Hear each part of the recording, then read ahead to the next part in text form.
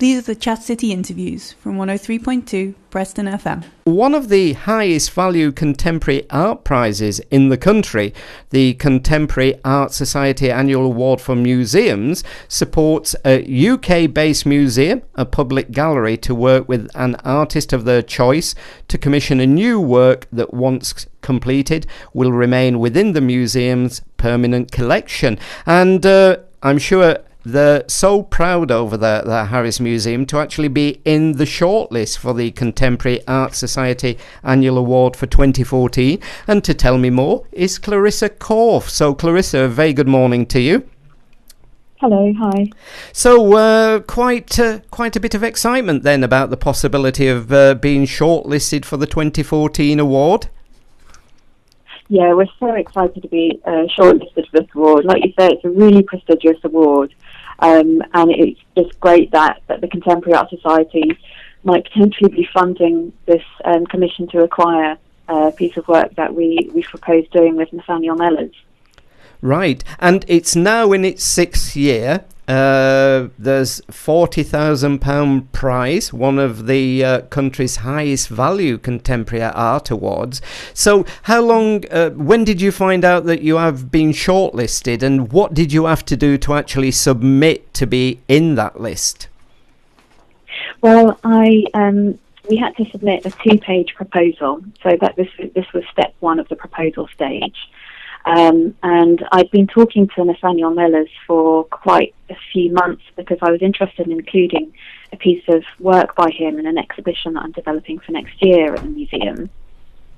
And when I heard about this opportunity to apply for the Contemporary Art Society Annual Award, I thought it would be a perfect opportunity to invite Nathaniel to do a new piece of work based on something around the locality of Preston, contemporary Preston, or drawing on an aspect of Preston's fascinating social history, and commission him to do something that is for the city and for the museum specifically.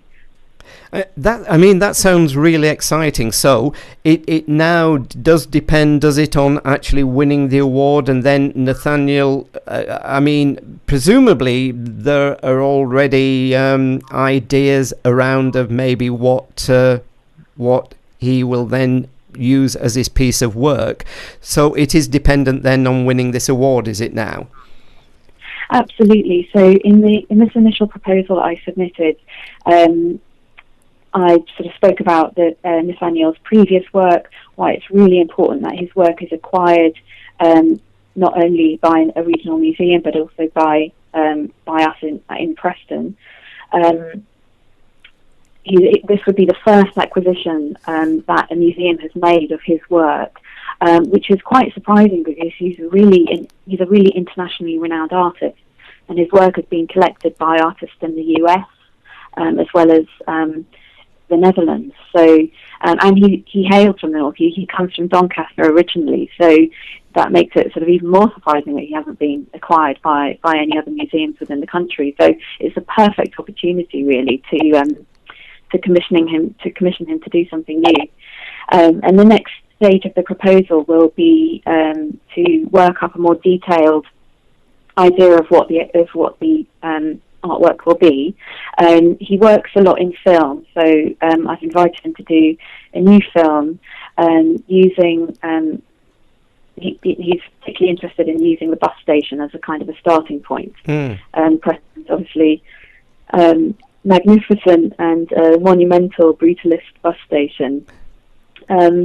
His work is typically sort of absurd and humorous and surreal, and he's interested in satire and the grotesque.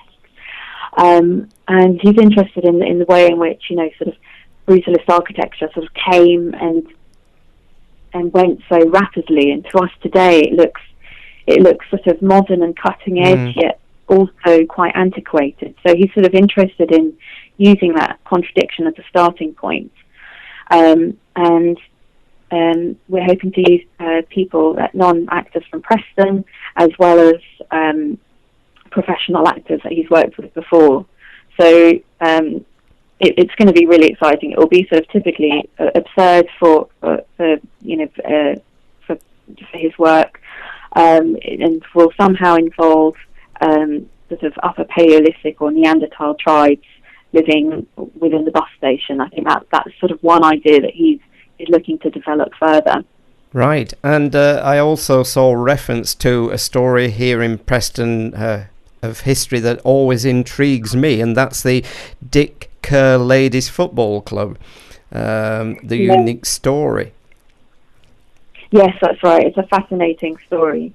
He's interested in sort of in contradictions and sort of notions of localism versus internationalism, women's soccer versus men's soccer, which will naturally draw on the Kerr Ladies football team, and sort of past and heritage, past and present, heritage versus modernism, science fiction and prehistory, and lots of contradictions that will be inspired by Preston and its locality. And he's really interested in the Kerr Ladies football team. So I think that might play a part, however small or large, within the film as well. So when Clarissa, will the award be announced, and how do they do it? Does it mean going down to London or somewhere to a celebratory evening? Well, the award is going to be announced at the end of November, so we'll find out then. So all of the shortlisted museums are going to work up their proposals, and then the deadline for that is in October, and then between October and November they'll decide on the winner, and that will be announced at a ceremony. Right. I'm not sure where it's to be held yet. They haven't announced that yet, so it may be in the north, it may be in London, I'm not sure yet. And do you know how many other museums have been shortlisted? Yeah, there's quite a north bias actually this year, so it's obviously ourselves, the Leeds Art Gallery, the Whitworth Art Gallery in Manchester, and the National Galleries of Scotland.